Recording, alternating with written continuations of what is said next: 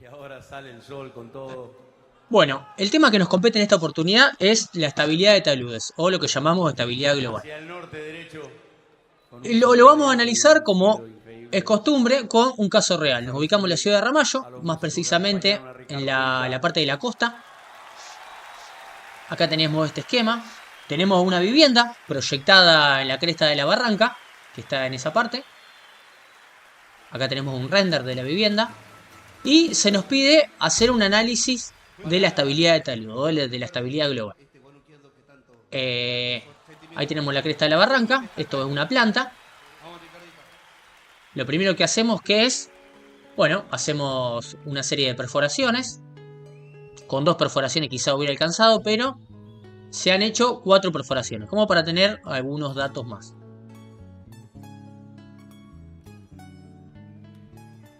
El estudio de suelo arroja este esquema, este perfil estratigráfico, estos parámetros de corte. Y lo que se requiere hacer acá, bueno, es analizar la estabilidad de talud. Pero primero vamos a ver qué es un talud. Bueno, básicamente es una estructura, básicamente es una superficie inclinada sobre el suelo o roca, puede ser también la roca, ¿no? Esto puede ser un terraplén, puede ser una excavación o puede ser un talud natural. Tenemos estos tres objetivos, ¿está bien? Los tres son un claro ejemplo de la utilización del suelo y las rocas como material de construcción. O sea, el terraplén es algo que voy a construir, la excavación es algo, el talud va a ser un producto indirecto, ya que voy a hacer la excavación, pero voy a tener que dejar un talud. Y el talud natural es un talud que está como por ejemplo en el caso de las barrancas. Por ejemplo, acá si vemos un análisis de estabilidad global, vemos que, como hemos analizado en otras clases, lo que se produce básicamente es una falla por corte. Una falla por corte en el intertrabado de los granos. Se vence ese tau y lo que se produce es la falla por corte. Cuando se produce una deformación, esto es una deformación clara de una falla rotacional, vemos que se deforma más en el pie del talud, produciéndose esa nueva superficie de equilibrio, ¿no? Y algo que vale aclarar es que si bien vamos a analizar el problema en deformaciones planas, o sea en 2D, en realidad se trata de un problema tridimensional, como se ve en la figura. Con lo cual, analizando en 2D, estamos un poco del lado de la seguridad, ¿no? Vamos al caso de un terraplén. Acá tenemos el caso de una obra vial, un terraplén, donde aparece por supuesto a los costados un talud. Acá tenemos otro caso, donde aparece el talud. Un caso muy conocido, una presa de tierra, una presa de materiales sueltos, y donde aparece el talud. Ahora, ¿qué pasa? Vamos a analizar un poco este caso. Y el por qué vamos a analizar la estabilidad de talud. Si tenemos, esta es la presa de tierra, de este lado el embalse. ¿Qué pasa si yo hubiera hecho este talud?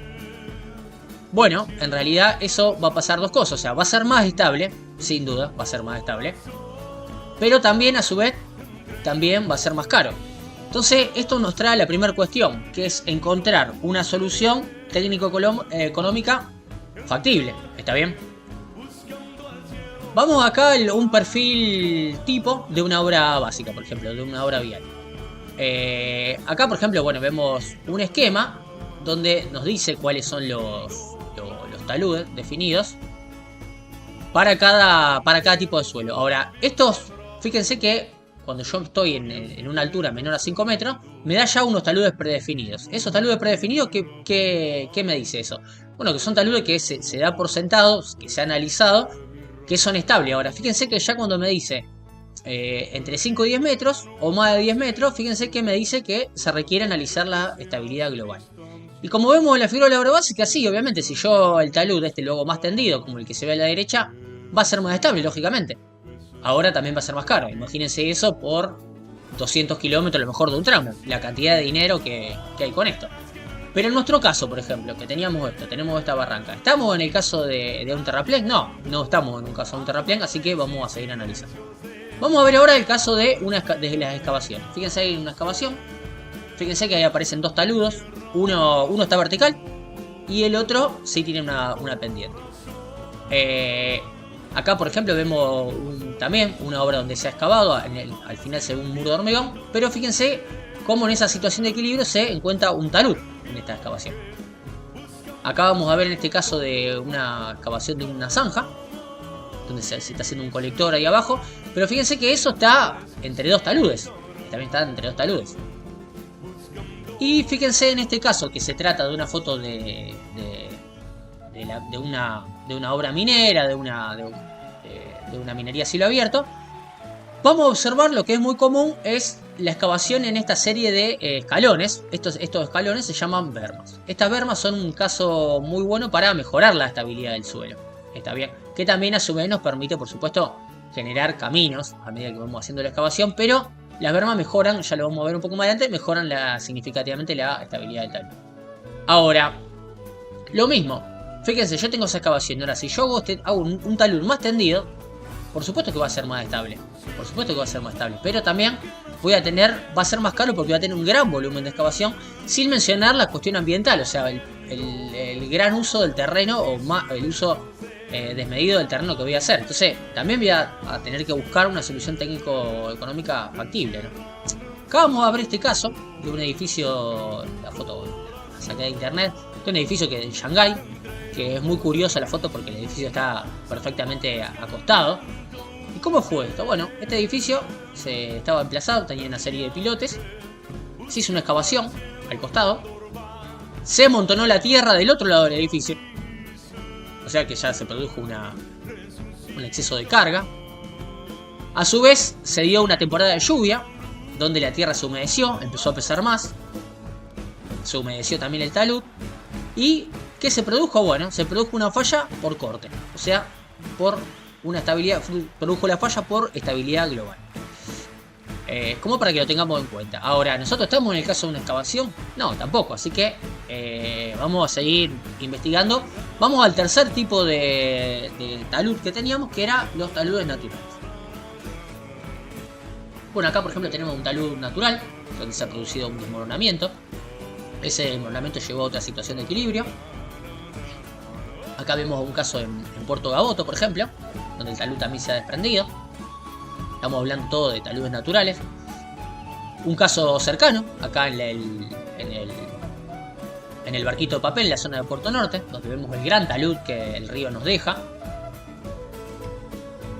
Y un caso que ha sido muy controversial en la ciudad de Rosario, que es la caída de Club Mitre, el desmoronamiento de Club Mitre. Fíjense que ahí lo que vemos es que después que se produjo el desmoronamiento, ¿qué quedó como resultado? Quedó un talud, básicamente. Este talud, bueno, ahora entró en una nueva situación de equilibrio, no sabemos por cuánto tiempo, pero quedó en una nueva situación de equilibrio. Todavía más reciente en el tiempo, cercano, en el Parque España. En el Parque España también, después de que se produjo este desprendimiento, el desprendimiento, una vez que se produjo, quedó en un talud, digamos, en una nueva situación de equilibrio. ¿Está bien? Y en este caso sí es el caso nuestro, que es un talud natural similar al caso que vamos a estudiar. Esta es una fotografía del lugar donde vemos el talud. Bueno, está con bastante vegetación, pero es un talud natural, con esta, más o menos esta tipología. Vamos a ver los tipos de fallas, por ejemplo. Bueno, como tipo de falla tenemos deslizamientos rotacionales, como el que se puede ver en la figura. Tenemos también deslizamientos traslacionales, como el que se ve en esta figura, como el suelo se trasladó. Tenemos también deslizamiento de bloques, de piedras. Desprendimiento de roca, esto seguramente lo han visto. Fíjense como en la fotografía, cuando van a lo mejor por la zona de Córdoba, que se desprenden rocas. Esto también se estudia en la estabilidad. Flujo de lodos, por ejemplo, cuando se saturan luego avalanchas. Fíjense cómo se produce en este caso, donde se licúa el suelo y fluye como un lodo. Flujos de suelo. Esto es un flujo de suelo sin necesidad de que se sature, por ejemplo, como el que se ve en la figura, que esto es un embalse. Fíjense cómo un suelo sin ninguna cohesión fluye, como si fuera un líquido. Después tenemos arrastres y desprendimientos laterales, como el que veíamos en Gaboto, que se produjo en un talud muy corto, que fue un desprendimiento lateral, o sea, claramente como se ve en la figura. ¿Cuál es la importancia de la geología? Bueno, La importancia de la geología es mucha en estos casos, porque yo debo comprender cuáles son los materiales que componen un talud y relacionado a eso, ¿no es cierto?, la dureza o los parámetros que tienen cada suelo. Fíjense cómo se ve ahí que hay algunos desprendimientos de materiales más sueltos, algunos materiales más duros que no han sufrido desprendimiento, como los materiales que han sido movidos han buscado una nueva situación de equilibrio. Entonces, si yo comprendo cuáles son la calidad de los materiales y cuál es el origen básicamente de estos materiales, puedo comprender mucho mejor cómo es el mecanismo de falla de un talud, por ejemplo. Ahora hablemos un poco sobre lo que es factor de seguridad. Bueno, decíamos que el factor de seguridad era básicamente era un changüí que teníamos entre un estado tensional sin falla y un estado tensional con falla. Y básicamente va a ser la magnitud con la que vamos a analizar las posibilidades de deslizamiento, ¿no? Si nosotros, por ejemplo, tenemos acá la envolvente de falla, nosotros tenemos esta envolvente de falla con la ecuación que habíamos visto de C más sigma tangente de phi. Decíamos que lo que está por arriba son estados imposibles, o sea que no se pueden dar. Y tomamos un punto ahí cualquiera, va a tener este estado tensional, o sea, un estado que no está fallando, ¿cierto? Que, digamos, si nosotros hacemos el análisis sobre una recta, que no necesariamente tiene que ser paralela, decimos que no está fallando, o sea, tiene toda esta distancia hasta que el suelo se encuentre en la falla, ¿no? Ahora, si analizamos un punto sobre la falla, si no hay deslizamiento, también vemos que tiene esta configuración, o sea, está lejos de la falla. Ahora, si nosotros decimos que llegó a la falla, o sea que este suelo está fallando como se sabe la figura, si hay deslizamiento, toca la envolvente de falla. Por lo tanto, nosotros acá lo que podemos hacer es trazar una recta, que repito, no tiene por qué ser paralela, y vamos a decir que esa distancia es la seguridad en la que nos encontramos. Y fíjense que si nosotros tenemos que la envolvente de falla tiene un ángulo phi, podemos decir que esta recta tiene un ángulo phi d. Y a su vez, que va a ser menor, ¿no es cierto?, que el phi. Y a su vez, si tenemos una cohesión en la envolvente de falla, cuando no hay deslizamiento decimos que estamos en una cohesión CD. Y esta cohesión también va a ser menor a D. ¿Está bien? Vale aclarar que esto se va a ser siempre. ¿Por qué? Porque 6 y phi son los máximos parámetros de corte alcanzados. Ahora, si yo hago esta relación de esta envolvente nueva de falla con una envolvente una envolvente actual, digamos que no está fallando, podemos sacar lo que es el factor de seguridad. ¿Está bien? Que va a ser ni más ni menos que esta fórmula. Esto es un concepto, ¿no? Pero esto es lo que vamos a intentar determinar cuando hacemos cuando hagamos nuestro análisis. Fíjense que lo que tenemos en el numerador son la resistencia máxima que hay, y abajo tenemos lo que es la tensión de trabajo o fuerza movilizante que hay en realidad en la masa. ¿Está bien? Cuando esto llega a la máxima, ahí el factor de seguridad es 1 y se produce la falla. Vale aclarar que el factor de seguridad nunca puede ser menor a 1, aunque si bien uno cuando hace un análisis a veces puede dar menor a 1, pero bueno, eso es una alerta de que quizá algo está fuera de lugar. También se podría analizar dos factores de seguridad distintos, una del phi y una del ángulo de fricción y otra de la cohesión.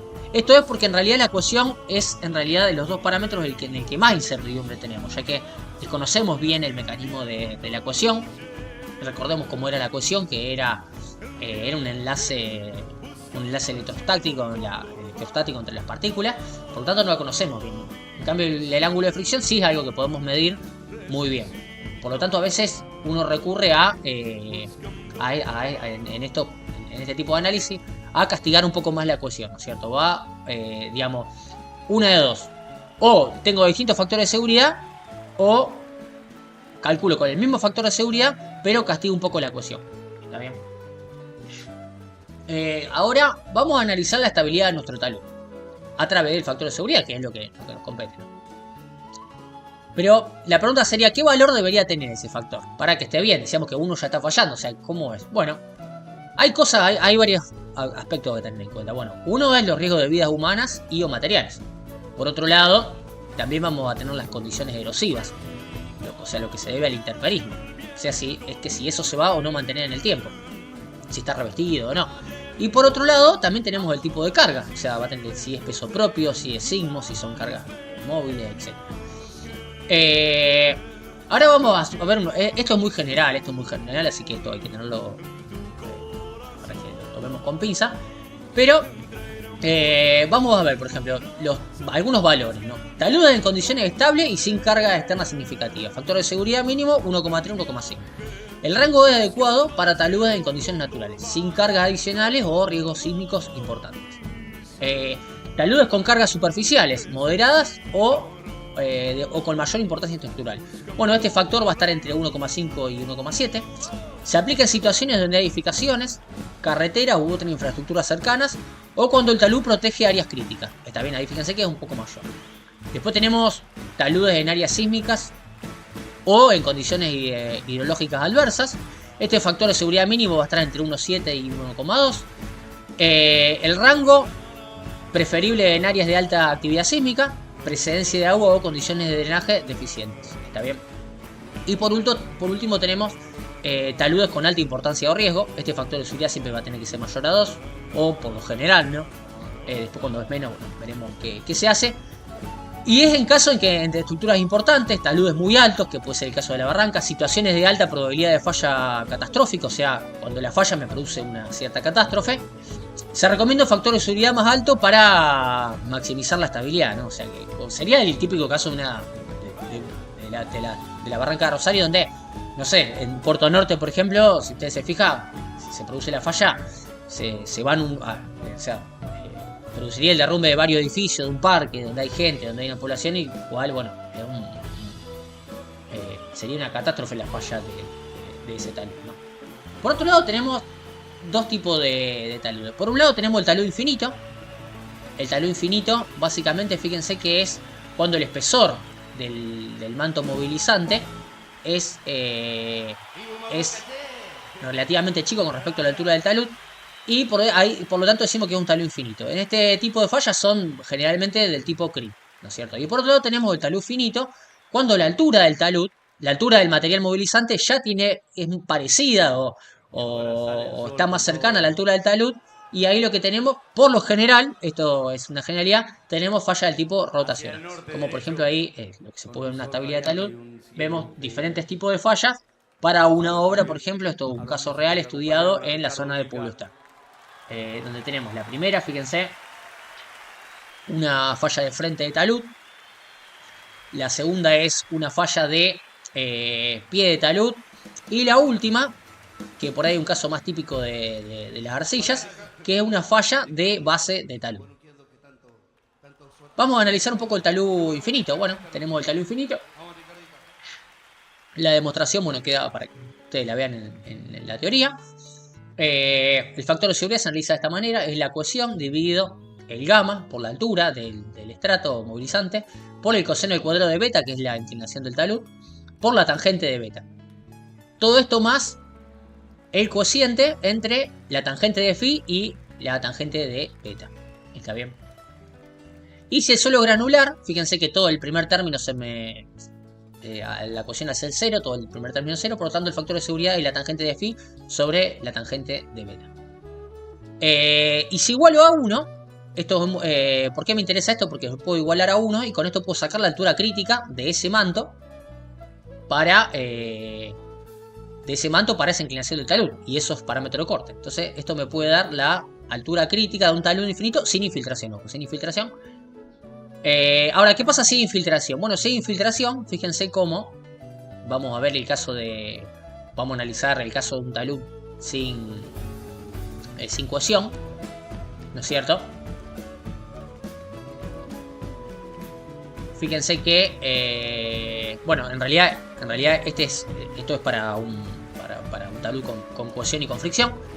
Fíjense que esto lo que hago es multiplicar al término que refiere a la fricción, multiplicarlo por un gamma sumergido sobre el gamma saturado, que a lo mejor para un suelo de nuestra zona, por ejemplo, fíjense que es un 0,9 dividido 0,1, y esto me da un 43%. O sea, si ahora sí, si lo analizo esto pura y exclusivamente para un suelo sin cohesión, o sea, para un suelo friccional, o sea, donde C vale igual a 0. Fíjense cómo el factor de seguridad para un talud con infiltración, un talud infinito con infiltración, es un 43% en comparación con un talud sin infiltrar. O sea, como baja a menos de la mitad de valor. Pero bueno, en nuestro caso no es un talud infinito, sino que es un talud finito. Así que vamos a analizar lo que es un talud finito. Bueno, ¿cómo es el talud de seguridad en un factor finito? Bueno, acá vemos un caso, este es el software GEO5, donde se analizó un talud natural, que es el que vemos antes de la zona de Pablo Ster. Y fíjense que tengo, primero se analizó un frente de talud, luego un pie de talud, y por último se analizó una falla de base de talud. Ahora, ¿qué es lo importante de esto? Es que en realidad solo hay un solo factor de seguridad, no es que hay 3 factores de seguridad para distintos tipos de fallas. Por lo tanto, nuestro deber es encontrar o estudiar diferentes tipos de fallas y encontrar el menor de todos. Y ese va a ser en realidad el menor de todos, va a ser el factor de seguridad, que es por el que va a fallar. O sea, solo va a fallar por el menor factor, que en este caso es 2,08. Está bien, eso es muy importante saber. Acá tenemos un extracto del DAS donde me muestro los diferentes tipos de falla. Y vamos a ver qué métodos tenemos para calcular esta falla, por ejemplo. Primero tenemos la resolución de Taylor. El segundo método tenemos del equilibrio límite o de las dovelas. Por otro lado tenemos elementos finitos, que es seguramente hay otros casos, pero vamos a analizar estos 3 casos. Por un lado del Taylor, por otro lado el equilibrio límite, que generalmente dentro del equilibrio límite los que analizamos son métodos de novela, y por último tenemos elementos finitos. Está bien. Vamos con el método de Taylor. Bueno, fíjense, para analizar el caso del método de Taylor, eso es analizarlo por el método de Taylor, lo que necesitamos es, digamos, que el talud sea constante, o sea, que tenga que tenga la misma altura y que tenga una inclinación constante, ¿no? Vemos que en realidad el talud natural nuestro no tiene esa inclinación, pero bueno, aproximamos lo que es una recta, porque es una limitación en el caso de Taylor. ¿Qué hace Taylor? Bueno, saca este factor n. Saca este factor n que es un parámetro, ¿no es cierto? Donde divide a la ecuación sobre el gamma por la altura del talud dividido el factor de seguridad. Tenemos C igual a 0,58 y phi igual a 14 grados. Por otro lado, fíjense que en la gráfica donde yo voy a entrar con este factor está dividida en dos, básicamente. Uno a la derecha, en rojo, donde predomina la falla por pie de talud, y a la izquierda, donde predomina la falla por base de talud. Si nosotros entramos con el ángulo, o sea, se entra con el ángulo del talud, que decíamos que era 50 grados, cortamos la curva en phi igual a 14, fíjense que yo apenas moví un poco interpolé, digamos, entre la de 15 y la de 10. Y voy a un factor que es igual a n igual 0.098. Está bien este factor adimensional. Con este factor, ¿qué hago? Bueno, despejo el factor de seguridad y obtengo el mismo, 4,57. Tiene varias limitaciones el suelo. Por ejemplo, tiene que ser un suelo homogéneo. Fíjense que no tengo para poner varios estratos. No tiene en cuenta la carga, algo que a mí me interesa, porque en realidad estoy analizando solo el talud natural sin la influencia de la carga, cosa que me inclina. Y la inclinación del talud tiene que ser constante. Vamos ahora al método de las dovelas. El método de las dovelas, básicamente, fíjense que consiste en dividir en fajas. Las dovelas son no más ni menos que fajas. Donde voy a sacar este factor de seguridad. Esto, bueno, queda en la teoría que vean de dónde sale este factor. Pero básicamente, ¿qué tenemos que ver? Fíjense arriba. ¿Qué tengo ahí? Bueno, tengo una fuerza resistente debido a la fricción, que es básicamente la fricción en la base. O sea, el ángulo alfa, en realidad, bueno, la inclinación del pie de la dovela. Eso ahora lo vamos a ver un poco más tarde. Pero fíjense que tenemos básicamente arriba la fuerza resistente debido a la fricción. Por otro lado, tenemos la fuerza resistente debida a la cohesión. ¿Está bien? Ese delta L es el ancho de la faja que yo tomo. Y por otro lado, abajo, lo que me va a estar castigando el factor de seguridad, ¿qué va a ser? La fuerza movilizante. Está bien, como se igualan, va a ser igual a 1. Está bien, esto va a estar fallando. ¿Qué tengo que hacer? Bueno, debo suponer una o varias líneas de falla. Se plantean las fuerzas a intervenir. Debo iterar hasta encontrar la falla con el menor factor de seguridad. Esto, como lo habíamos visto como lo habíamos visto en el ejemplo del Geo 5. O sea, debo iterar hasta encontrar la menor. Y solo va a haber un factor de seguridad. Fíjense, por ejemplo, acá sí vemos lo que es una publicación, ¿no es cierto?, sobre lo que es el método de la dovela. Fíjense la fuerza interviniente, que son la fuerza de... Básicamente tengo la fuerza de rozamiento en el pie y una fuerza normal. También tengo fuerza de rozamiento a los costados de la dovela y fuerzas normales. Pero fíjense esto. Voy a tener número de incógnitas 6 por n-2. Número de ecuaciones.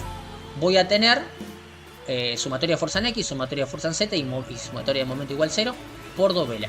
O sea que en realidad voy a tener más incógnitas que ecuaciones. O sea, tengo un sistema indeterminado. O sea, no lo puedo resolver a priori si no hago alguna serie de suposiciones. Y bueno, ahí es donde vienen los distintos autores. Los distintos autores lo que hacen es hacer distintas suposiciones para poder resolver esta ecuación. Por un lado tenemos el método de Fellenius, uno de los métodos más simples, basado en un análisis bidimensional de equilibrio límite. Asume que el desplazamiento ocurre a lo largo de una superficie circular. Este método no toma en cuenta las fuerzas interlaminares entre diferentes segmentos de la masa deslizante, lo que simplifica los cálculos, pero también limita su precisión, obviamente. Luego tenemos el método de Bishop simplificado, similar al método de Fellenius, pero introduce la corrección para las fuerzas interlaminares entre la dovela, lo que mejora su precisión. Asume que la superficie de deslizamiento es circular y realiza un análisis de equilibrio de momentos para cada segmento de la masa deslizante. Tenemos otro método, por ejemplo el método de Jambu. Este método es aplicable a superficies de deslizamiento no circulares. Analiza la estabilidad considerando el equilibrio de la fuerza de cada segmento de la masa deslizante. Es uno de los... o sea, es más general que los métodos anteriores. Y puede ser utilizado para mayor variedad de condiciones geométricas del suelo. Por ejemplo, para una masa deslizante. Vamos a verlo un poco mejor. Acá tenemos un resumen, digamos, de qué hacen los métodos cada uno. Por ejemplo, vemos... lo que vemos es que, por ejemplo, el método ordinario, que es el de Fellenius, no hace equilibrio horizontal de las masas, no hace equilibrio vertical, lo único que hace es equilibrio de momento. Si vemos el caso de Bishop simplificado, fíjense que ya introduce un equilibrio de fuerzas verticales, no el de así horizontales, y como van todos los métodos, como van variando, hasta el de Morgenstern-Price, que es uno de los más completos, ¿no es cierto? Por ejemplo, ustedes van a escuchar que es uno de los más utilizados el de Bishop, pero el de Bishop solo sirve para masas rotacionales, porque fíjense que no hace un equilibrio horizontal de fuerza, por lo tanto si solamente se produce un deslizamiento horizontal no podría usar Bishop. Pero bueno, vamos a ver el método más simple, método de Fellenius, el método ordinario. Fellenius lo que hace parte de lo más elemental de este método, ¿cierto? Fíjense, acá tenemos la altura, tenemos 3 estratos, yo simplifico en 3 estratos, de todo lo que me da este suelo en 3 estratos con esos parámetros corte. La altura del talud, la inclinación del talud es 50 grados, pero en realidad vamos a obtener el talud con la forma irregular del mismo. Y vamos a dividir en una serie de dovelas o fajas. ¿Está bien? Estas las voy a numerar. Las fuerzas van a estar aplicadas, la fuerza de cada dovela va a estar aplicada en su baricentro. El ancho de cada faja va a ser igual a 2 metros. Y voy a construir esta tabla. Está bien. Ahora vamos a ver cómo, paso a paso, cómo construimos esta tabla. Por un lado tenemos la dovela, el número de dovela, que es el número que pusimos para cada una, ¿no? Por otro lado tenemos el ancho de la dovela, que dijimos que era 2 metros. Hasta fíjense que el último me dio un poco menos, me dio 1,74. Por otro lado, ¿qué tenemos? El ángulo con respecto al centro de la dovela, con respecto al centro de la falla rotacional. Decimos que una falla rotacional, o sea que va a pivotear en un centro. Entonces, ¿cómo vamos a hacer? Bueno, este va a ser el centro, o sea que vamos a medir de cada dovela, del baricentro de fuerzas, vamos a medir el ángulo. Fíjense que este ángulo es el mismo que si cortamos la curva entre la base de la dovela, ¿no es cierto? Que es el mismo. O sea, fíjense que a la derecha voy a tener ángulos, por ejemplo, para la dovela 1, 71, 78. Pero si yo me voy hacia la izquierda voy a tener ya ángulos negativos, ¿no es cierto? Por lo tanto, coloco todos esos ángulos. El pasarlo a radianes tiene que ver más que nada con una cuestión de que Excel trabaja con radianes. Entonces lo pasé a radianes, pero podría no haberlo pasado a radianes. Por otro lado, el delta L, ¿a qué va a ser igual? El delta L va a ser igual a este ancho de la dovela en esta dirección inclinada. Por lo tanto, eso lo voy a calcular como el ancho B dividido el coseno de alfa, que calculamos antes. Por otro lado, vamos a tener el área de la dovela, que lo puedo calcular, por ejemplo, con AutoCAD, con un hatch o con una región. También podría calcularlo como la altura promedio por el ancho. Por otro lado, vamos a tener la densidad. Y fíjense que la densidad, si bien la densidad del suelo puede variar, es muy usual para este tipo de análisis, por ejemplo, de estabilidad de talud, usar un 85. Si el suelo por ahí varía entre 1,86, 1,87, unos 79, es muy usual un 1,85. ¿Por qué? Porque como les comentaba, va a variar muy poco la altura. Entonces es muy usual usar 1,85, a no ser que tengamos un suelo que tenga o sea, varíe notablemente. Entonces en ese caso sí tendremos que recurrir a bueno, el valor que va. Pero en este caso vamos a colocar para todos los estratos 1,85, ¿no? Porque recuerden que hay dovelas que agarran varios tipos de suelo, entonces estaría simplificando un poco el problema con algo que no es significativo, ¿no? La fricción y la cohesión del estrato donde cae la base. Fíjense que la fricción y la cohesión del estrato donde sería donde cae la base. Fíjense que en el único en realidad donde yo puedo tener una cierta variabilidad es la dovela 1, donde me agarra los 3 estratos, pero me agarra más del estrato 3. Todos los demás no hay duda de que agarra el estrato de abajo. Fíjense que es muy importante que la fricción está en la base, o sea, los parámetros de corte son de la base de la dovela, o sea, donde está tocando la falla rotacional. Fíjense que le pongo la cohesión, si bien en el estrato 1, en la dovela 1, como decíamos, me toca los 3 estratos, pongo el menor, ¿no es cierto? Puse el del menor, puse los parámetros de corte del menor para estar del lado de la seguridad, ¿no? Y por lo tanto, solo es la dovela 1 el que tiene parámetro de corte menor. Lo mismo con el parámetro de corte del ángulo de fricción interna, lo paso a radianes por una cuestión de Excel.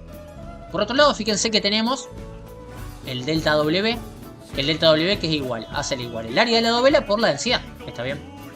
Luego tenemos la sobrecarga. Fíjense que acá aparece el término de la sobrecarga, que la sobrecarga es la carga externa, ¿no es cierto?, del edificio mismo. Y fíjense que en realidad la carga me está tocando solo en las dovelas, si yo lo veo, 3 y 4. Está bien, fíjense que me está tocando en la dovela 3 y 4. Por lo tanto, solo la carga va a estar aplicada en esas dos dovelas. Y fíjense que vale 4. ¿Por qué vale 4? Bueno, porque tengo 2 toneladas por metro cuadrado de carga de mi estructura por los 2 metros que tiene de ancho la dovela. Por lo tanto, tengo 4. Luego, fíjense que tenemos este valor de WN, que en realidad es la suma del delta W más la sobrecarga. Y estoy en condiciones de calcular tanto los momentos resistentes como los momentos movilizantes.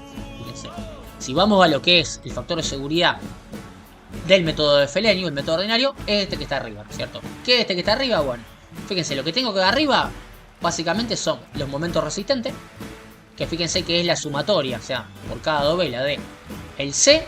Por lo tanto, acá lo que voy a colocar es esta ecuación básicamente.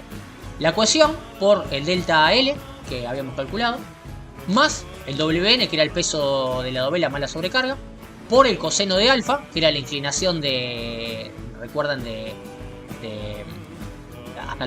centro hasta el baricentro de la dovela, por la tangente de phi. ¿Está bien? Y calculo cada uno por cada dovela y lo coloco en esta columna. Por otro lado, ¿qué tengo abajo? Y el momento movilizante. El momento movilizante, ¿a qué va a ser igual? Y el momento movilizante, fíjense que va a ser igual a WN por el seno del ángulo alfa, ¿está bien? Que es el peso de la dovela que me va a estar produciendo en realidad la falla, ¿no? Entonces, fíjense que en este caso, ¿qué hago? Bueno, calculo con esta manera el factor, sumo el todo y con esto calculo el factor de seguridad. Vamos de nuevo. Sumo los dos, sumo tanto todos los momentos resistentes con todos los momentos movilizantes y obtengo así el factor de seguridad. ¿Está bien? Que en este caso me da 4,61. Ahora, una pregunta que uno se puede hacer es: ¿qué pasará con las otras fallas? Bueno, habrá que analizarlas. Habrá que analizar diferentes fallas, por ejemplo, en este caso, 2 fallas de pie de talud y una falla de frente de talud o otra falla de base de talud, por ejemplo. O sea, debemos proponer distintas curvas hasta encontrar el menor factor de seguridad. Eso queda bueno, queda de tarea. Ahora, ¿qué pasa si tengo un nivel freático? ¿Qué pasa si tengo un nivel freático, por ejemplo? Bueno, si yo tengo un nivel freático, ¿qué pasa? Supongamos ahí. O sea, en nuestro caso no lo tengo, pero vamos a ver qué pasa si tengo un nivel freático. Bueno, si tengo un nivel freático, lo que voy a tener es básicamente un nivel pisométrico en cada dovela, donde voy a tener que agregarlo en la tabla. Lo voy a calcular, lo voy a medir, lo voy a agregar como una columna, ahí aparece en otro color. Por ejemplo, para la dovela 4, fíjense, es 669. Y voy a medir este nivel piezométrico desde la base de cada dovela hasta el. O sea, voy a medir el nivel piezométrico desde la base de cada dovela. ¿Está bien? Que en este caso todos llegan al mismo nivel porque la napa es constante. Entonces, en este caso, ¿qué voy a hacer? O sea, básicamente, fíjense que este valor aparece. Fíjense, ahí está un poco corrido, pero aparece restado, ¿no es cierto? Aparece restado en tanto en el numerador como en el denominador. Está bien, aparece restado tanto a las fuerzas resistentes como a las fuerzas movilizantes, ¿no es cierto? Entonces fíjense que tenemos básicamente, ¿qué le estoy restando? ¿Qué le estoy restando ahí? Bueno, básicamente le estoy restando el peso del agua en la dovela. ¿Está bien? Tenemos, fíjense, por un lado, bueno, está un poco corrido ahí, sepan disculpar. El momento resistente con respecto y el momento movilizante. O sea, es lo mismo, solo que le resto la parte de el nivel pisométrico. Y me da, fíjense que lo importante de esto es que, fíjense que cuando la napa sube, yo tengo un factor de seguridad más grande. O sea, tengo un factor de seguridad más grande, que en este caso me da 5,20. Con respecto a cuánto era sin napa, era 4,61. Eso es algo lo que pasa. O sea, por ejemplo, cuando en Rosario lo que ustedes pueden ver en el caso anterior es que cuando el río está alto, tenemos un factor de seguridad más alto, y cuando el río baja, baja este factor de seguridad, y por lo tanto ahí es donde vienen los desmoronamientos de la barranca. Ahora, ¿qué pasa si tengo infiltración, por ejemplo? Bueno, si tengo infiltración, ¿qué voy a tener básicamente? Un nivel de napa variable, ¿no es cierto? Que va a estar infiltrando de derecha a izquierda. Voy a tener distintos niveles pisométricos. O sea, va a ser variable este nivel pisométrico por la infiltración. Entonces, ¿qué voy a tener que hacer con esto? Bueno, lo agrego también como una columna, mido lo mismo, exactamente igual, mido cada nivel pisométrico, el cual, bueno, obviamente van a estar referidos a distintos niveles.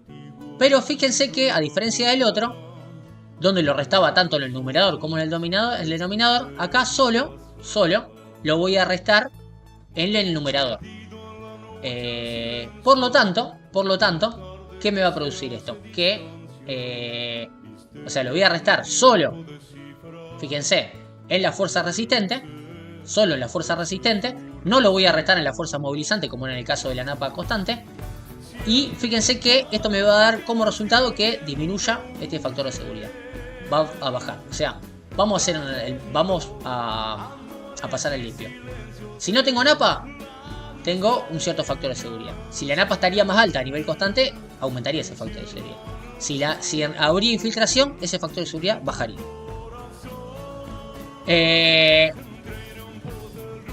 O sea, ¿qué pasa? Bueno, como decíamos, el método de las dovelas, ¿qué dice? Bueno, el método de Fellenius, el original, fíjense que no tiene en cuenta, o sea, me dice que la variación tanto de fuerzas normales como de fuerzas tangenciales en los bordes de la dovela es igual a 0. Bishop simplificado, ¿qué agrega? Bueno, es igual, solo que agrega que las fuerzas normales entre las dovelas ya no es igual a 0. O sea, agrega un poco más de complejidad, pero un poco más de precisión. Y por otro lado tenemos el método de Morgenstern-Price, que el método de Morgenstern-Price no solo también agrega el esfuerzo normal, sino que también la fricción entre la dovela es distinta a 0. O sea, agrega más complejidad, pero a su vez más precisión. Fíjense, por ejemplo, el método de Bishop ordinario me sirve para equilibrios de momento. El de Fellenius también para el método de momentos, pero el de Morgenstern-Price, fíjense que me sirve para equilibrio de momentos, y también, que uno de los más completos, como habíamos mencionado, me sirve para equilibrios de fuerza, ¿no es cierto? Por eso es uno de los más completos. Por lo tanto, el método de Bishop, así como el método de Fellenius, solo sirven para fallas rotacionales, y el de Morgenstern-Price para fallas rotacionales y fallas también translacionales. Como veíamos en este resumen, ¿no?, que teníamos. Vamos a ver el método de Bishop simplificado. Bueno, el método de Bishop simplificado, fíjense que También voy a hacer lo mismo, voy a dividir todo en diferentes dovelas, la misma cantidad de dovelas, la misma falla rotacional.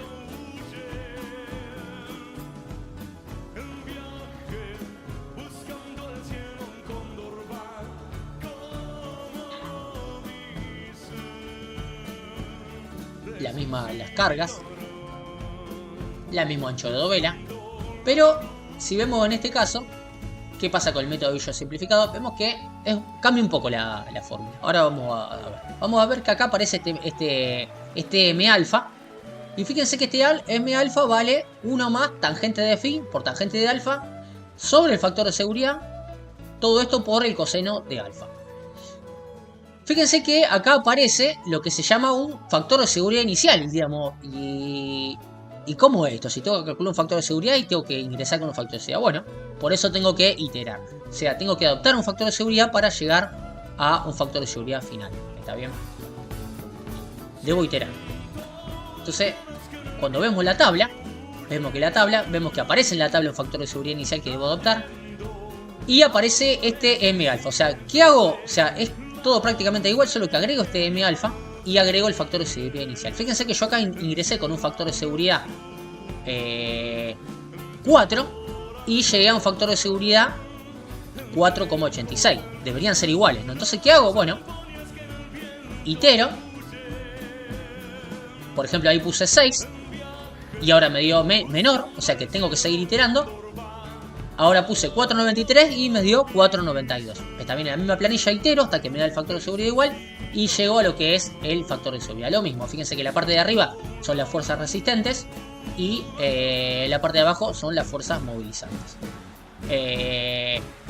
Lo mismo pasa, por ejemplo, de la manera igual que hicimos con el método ordinario. Fíjense que si tendría infiltración, en el numerador tengo que restarle la presión del agua. Ahora, por el contrario, si yo tengo un nivel de napa constante, lo tengo que restar tanto la fuerza movilizante como la fuerza resistente, si eso fuera un nivel de napa constante. Por lo tanto, el factor de seguridad con infiltración va a ser menor y con napa va a ser mayor. Y ahora vamos a ver qué podríamos hacer para mejorar el factor de seguridad. En este caso no fue necesario mejorar el factor de seguridad, pero fíjense, esto es un caso muy común. Cuando metemos una obra vial, por ejemplo en una montaña, interferimos, o sea, empeoramos las condiciones de estabilidad que naturalmente tiene, por ejemplo, un talud debido a la intervención, ¿no? Y fíjense que ahí aparecen la serie de bermas. Estas bermas, en realidad, me van a mejorar notablemente el factor de seguridad. No hemos hecho ese análisis, pero se puede hacer. Y estas bermas son, digamos, una herramienta muy importante para mejorar este factor de seguridad. También me permiten, como les comentaba en el caso de la minería, en esas bermas también hacer los caminos por donde yo voy bajando. Otra cosa que puedo hacer, fíjense, también es colocar anclaje. Por ejemplo, hay mucho anclaje. ¿Qué es un anclaje? Bueno, básicamente es una perforación que se coloca una barra que está anclada, que trabaja por fricción. No lo vimos todavía, pero bueno. Los anclajes básicamente son esos. Son barras colocadas que pueden trabajar por fricción. Puede estar pesadas o no. Estas barras, fíjense que me mejoran notablemente el factor de seguridad, como lo hemos visto. ¿Cómo se colocan estos anclajes? Bueno, ahí vemos una máquina colocando un anclaje con la torreta inclinada, casi horizontal, un poco de inclinación. Acá vemos, por ejemplo, anclajes activos, que son los que se tesan. Ahí vemos un gato que están tesando estas barras para que se produzca una fricción. Acá vemos que, por ejemplo, uno de estos anclajes como se lo está llenando con una lechada de cemento. Acá vemos, por ejemplo, una excavación donde se ha recubierto el talud. El talud mejora notablemente, o sea, el recubrir un talud quizá no me mejora el factor de seguridad, pero me asegura que permanezca constante en el tiempo, o sea, me da más resistencia al intemperismo. También tiene una especie de bermas. Acá vemos, por ejemplo, un talud que está revestido con la colocación de diferentes tipos de anclaje. Arriba se puede ver una vivienda que está en peligro. Un caso cercano, fíjense acá abajo de Puerto Norte, o sea, en lo que es Ciudad Rivera, como cuando se mejoró ese talud se hizo también a través de una serie de bermas, las cuales se revistieron con un geotextil para mejorar la resistencia a la erosión del mismo, al intemperismo. Acá se puede ver. Y por último, en lo que refiere al equilibrio límite, digamos, también hay diferentes tipos de software con lo que yo puedo hacer el cálculo del equilibrio límite. Fíjense acá, por ejemplo, esto es con el programa GeoStudio. Y fíjense cómo he estudiado diferentes tipos de falla. Fíjense que me ha estudiado el GeoStudio la falla por base de talud, la falla por pie de talud y la falla de frente de talud. Pero fíjense que ahí en blanco, cómo me marca de todas las fallas que estudió, que yo le dije que estudió, que han sido un montón, si ustedes ven en negro, por ejemplo, me va a marcar siempre la menor, porque solo hay una que es esta menor. O sea, el factor de seguridad más bajo, que es 4,99. Esto trabaja de la misma manera en la que, o sea, con los mismos métodos que hemos visto, por ejemplo el método ordinario o el método de Bishop.